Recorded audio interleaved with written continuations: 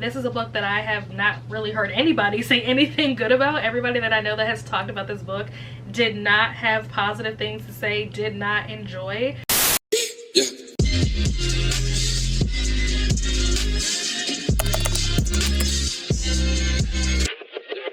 Hello and welcome back, or welcome to my channel if you are new here.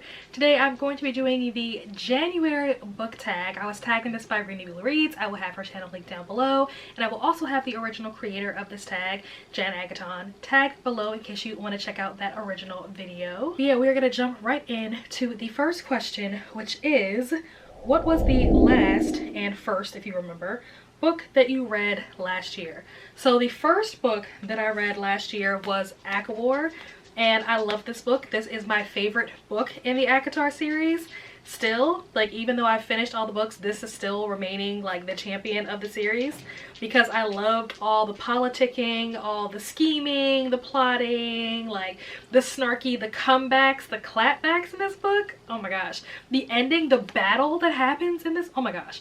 This book was just everything. Okay, so yeah, this is my favorite book in the ACOTAR series, and this is what I started the year off on, and I gave this 4.5 stars, so we were off to a great start in 2023. And then the last book that I read to end off the year of 2023 was A Little Magic by Lindsay Lanza, and unfortunately I do not own a physical copy of this book, but I would absolutely love to. I plan to at some point get a physical copy of this because I gave this book 5 stars.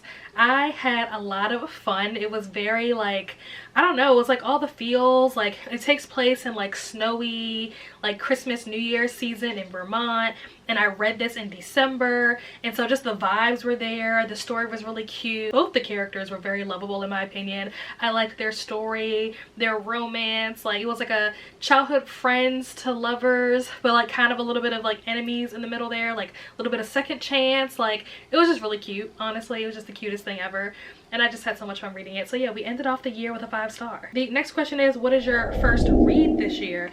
And the first book that I read and finished, I finished this book in a day because I was trying to get my UFO prompt for the Pokemon readathon, and that is Death Note 4. I finished this, like I said, in a day. This was the first book that I read for the year, and I think I gave this 4.75 stars, I think. So yeah, this was really good. This is the 4th volume of the Black Edition. So yeah, this story just keeps getting better and better. I think I talked about this in one of my other videos already, but yeah, highly recommend if you have not read the Death Note series to read it. Even though I've not finished it, I'm enjoying every single book that I pick up from this series. The next question is to share 3 reading goals that you have this year. And I have a whole video that is dedicated to what my goals are going to be for 2024. I don't know if that video is out yet. If it is, I will have a link down below. If not, I will say that the 3 that I probably didn't really touch on very much in that video, they're kind of like side quests, if you will. One of them is to read more like sci-fi and dystopian, because dystopian is kind of like a subgenre of sci-fi, but I want to read more sci-fi. That is a genre that I feel like I definitely neglect and I don't really gravitate towards it, so I'd like to kind of push myself a little bit at some point this year to try to read some of that. I do plan on reading the entire Shatter Me series this year, so that'll definitely be a step in the right direction. But if there are any like sci-fi books that kind of like pique my interest, I definitely want to try to incorporate more reading of that genre this year. Doing more like buddy reads and group reads is another goal that I have for this year. It's kind of, again, like an unofficial goal that I have for the year is to do and participate in more buddy reads and group reads. Another unofficial goal is to read more books off of my physical TBR. There are literally books that I have on my shelves from like Christmas of 2022 that I have not read and need to read. I have books that were gifted to me for my birthday last year that I still have not read, so I definitely want to make that a priority, that any books that were gifted to me especially, I want to make sure that I prioritize them and get them read this year for sure. So definitely prioritizing physical books on my shelves. The next question is, share 3 of your most anticipated titles. And again, I have a whole video dedicated to this where I talk about my most anticipated new releases for 2024, which interestingly enough, all of them come out between January and like June, so I have no idea what's happening in the second half of this year. But if you're interested to see all the books that I am looking forward to coming out at least up until like June, you can go check that video out. I will have a link down below. But the 3 that I will share here, these are like my top 3, like out of that list, the top 3 I would say is Just for the Summer by Abby Jimenez, Blood Justice by Terry J. Benton Walker, and Happily Never After by Lynn Painter. Next question is, which goals did you reach or not reach last year? Again, I have a whole video dedicated to this, so if you are interested in seeing all the goals that I set for myself for 2023. So that's reading goals, that's 5-star predictions, new releases I wanted to read, like just all the stuff that like I said I wanted to do in 2023 and whether or not I did them or not. You can go check out that video. Again, I will have that link down below as well. But I will say that just kind of like to generalize that video, there are definitely some that like I knocked out of the park and like well exceeded my expectations and what my goals were, and then there are some where I just spectacularly failed. So the takeaway from that video is that I need to do a better job of like knowing myself and my taste. Like I don't think I know what I like yet. I think I'm still figuring that out. So yeah, that is I guess one of my other goals for 2024 is to better understand myself, better know what my taste is so that I can pick better books moving forward. Next question says, are there any new releases this year you've heard of that you have no desire to read? And the first one that comes to mind like immediately, and maybe this is because I just finished one of her other books, but it's Bride by Ali Hazelwood. This is a book that I have not really heard anybody say anything good about. Everybody that I know that has talked about this book did not have positive things to say, did not enjoy.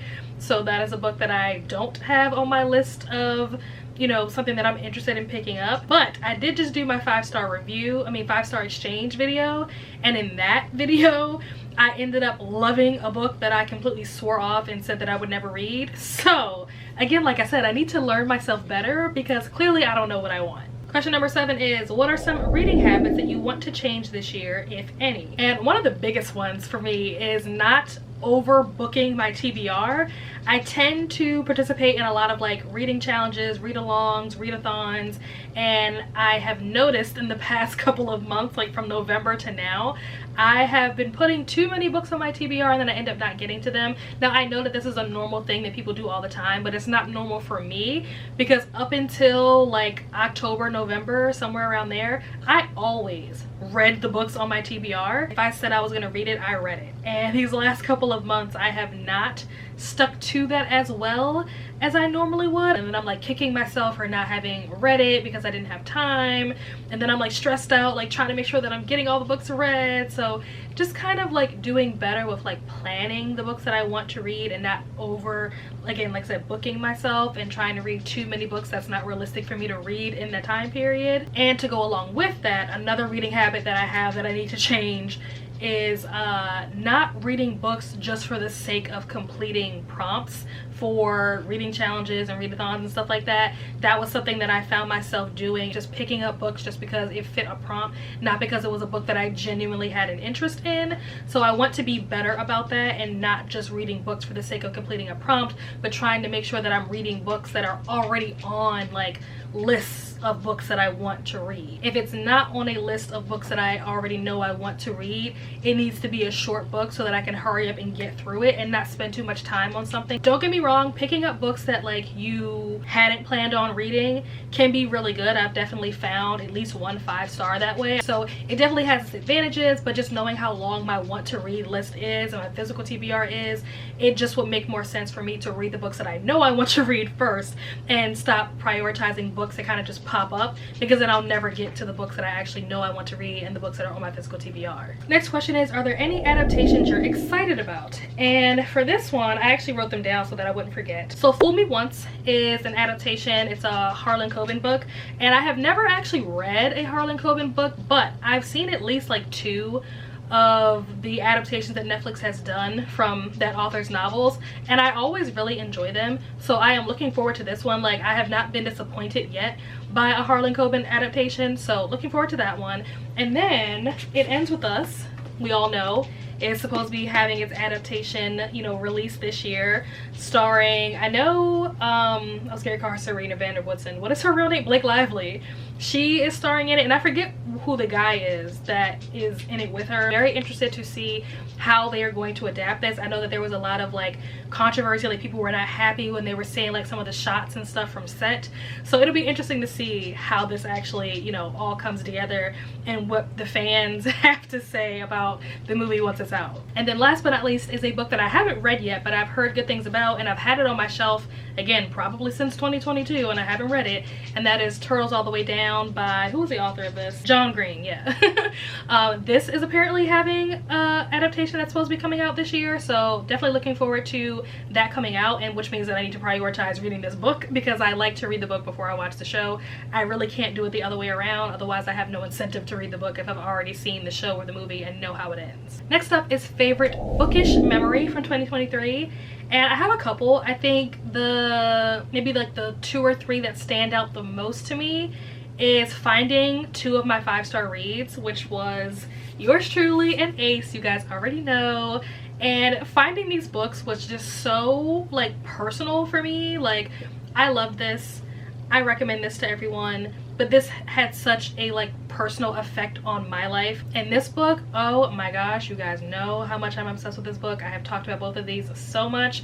These books just made me feel so understood and so seen in a way that like no other books have done. So yes. Another bookish memory is doing the 5-star exchange for the first time.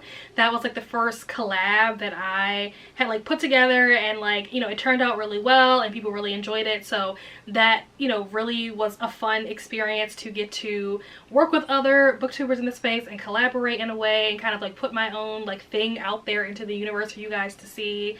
And then last but not least, have to obviously give a shout out to Rainy and Meredith because they were the first booktubers to ask me to co-host their readathons. So Rainy had asked me to be a co-host for the Get a Clue readathon, and Meredith has asked me to be a co-host for the Pokemon readathon, which is currently happening. It's going to be happening for the entire year of 2024. So if you are not signed up, I highly recommend checking out the announcement video, which I will have linked down below. And Rainy also asked me to be a co-host in February for the Girl Band readathon. So they're both still doing readathons. I will have them both linked down below in case you want to check out their channels. But yeah, I have to give a huge shout out to them for, you know, asking me to be a part of their readathon. So yeah, those are some really great memories, and just in general, like all the people that I met through doing those you know, sprints and things like that for co-hosting readathons. Like, I've made a lot of connections and friends that way. So yes, very grateful to those 2 ladies. And then the last question for this tag is, are there any carryovers from 2023 that you plan on reading this year? And I'm hoping that by the time this video goes out, the 5-star exchange videos have already gone out. So hopefully I can show this without it spoiling the 5-star exchange. I will say that if you have not watched the 5-star exchange and you plan to watch it, maybe pause this and go watch that and then come back so that this doesn't spoil it. But it is Things We Never Got Over by Lucy Score. This is a book that I started in December and finished in January, so I am finished now, but it did carry over into 2024. And then sadly we have Good Omens by Neil Gaiman and Terry Pratchett. This is a book that I tried to pick up twice last year, once in November and once in December, and I had to soft DNF it twice.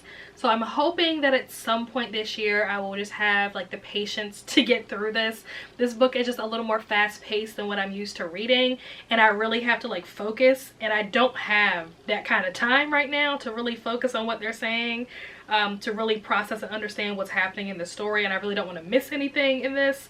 So hopefully this year I can get to this and actually finish it. And those are all of the questions for the January book tag. I think this time around I'm going to tag some of my Aussie friends. So I'm going to be tagging Meredith, of course, from Reading with Merb, Mel from A Book Fiend Named Mel. That is it for me, you guys. Thank you so much for watching. If you made it this far into the video, be sure to give this video a big like. That would help me out so much. And subscribe, of course, if you are not already subscribed. I'd love to have you as part of the family, and I will see you guys in the next video. Bye. 22